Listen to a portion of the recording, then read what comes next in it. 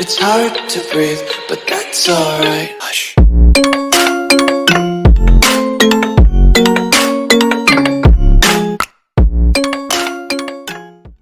So moving on to our beliefs versus others. Now this is section 1 of the course, and I'm going to be going over pretty much the way we view the markets in terms of against the institutions, right?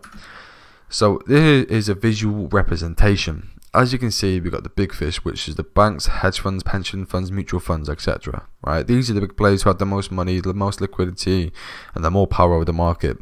The smart traders are we're just simply tagging the coats institutions, and we're not by all means any institutional traders. Everything that you hear or that online is a complete, crap. It doesn't work like that. We are not institutional traders. They do not trade like us. You must get that, of course. I'll go into that in a minute.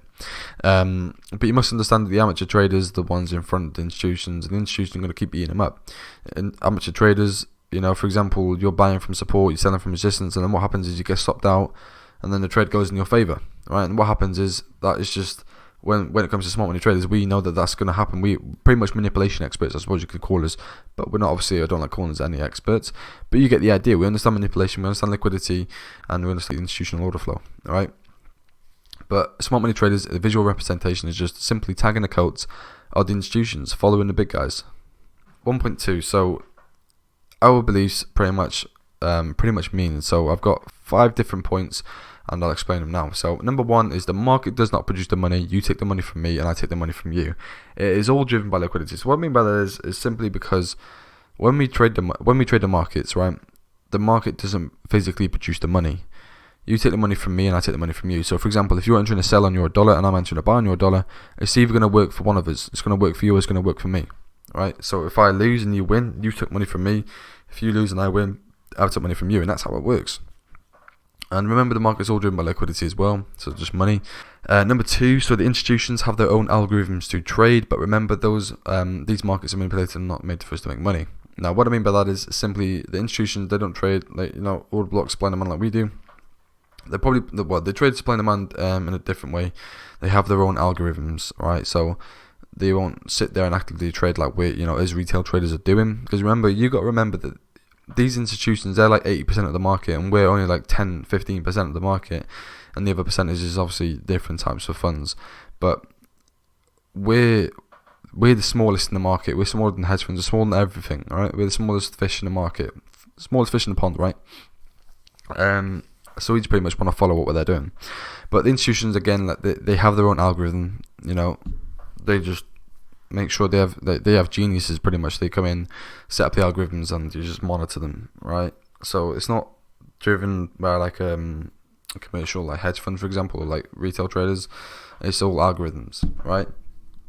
The next one, they do not physically see your stop loss. It's pretty obvious the way your stop loss is, because remember, 96% of people lose. So again, the statistics: 96% of people lose in trading. Only like a few percent succeed. Right, 7% still in after 5 years. So it's pretty obvious where your stop loss is. So again, if you're buying at support, selling at resistance, why would you do that? Okay, I'm not saying go and buy it as a resistance, but you get the idea. There's going to be a lot of stoppage that you're going to get stopped out. There's going to be a lot of stop hunts, because there is stop hunts, right? They will take you out the trade. They don't physically see your stop loss though, but it's obvious where the liquidity is. It's obviously it's obvious where the stop loss is. So when we trade smart money, we're just being different. We're being unique. Okay. Number 4.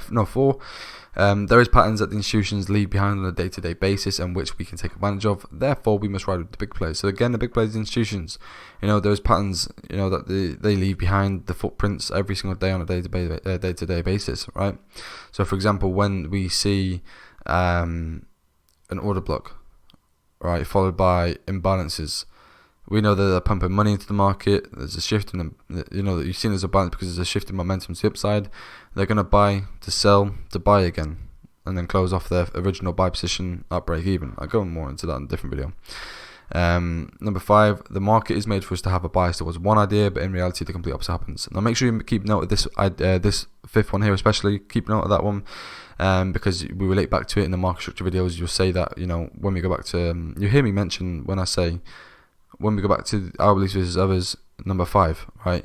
So make sure you remember that one. The market's meant for us to have an idea towards one thing, but in reality, the complete opposite happens, and it's completely true. So with that being said, guys, that's pretty much just like how we understand the markets and how we view the markets. So pretty much we've got to be thinking outside the box. We've got to think opposite to what the retailers are doing. So if you use these charts where it's like 80% of traders are long on a pair, we want to be short on that pair, right? We don't want to be doing what they're doing. We want to do the opposite. It's like when I, for example, go on Instagram and I see someone put on their story, I'm looking for a buy on your dollar, I'm going to be looking for a sell. All right, that's pretty much the way we've got to think of it.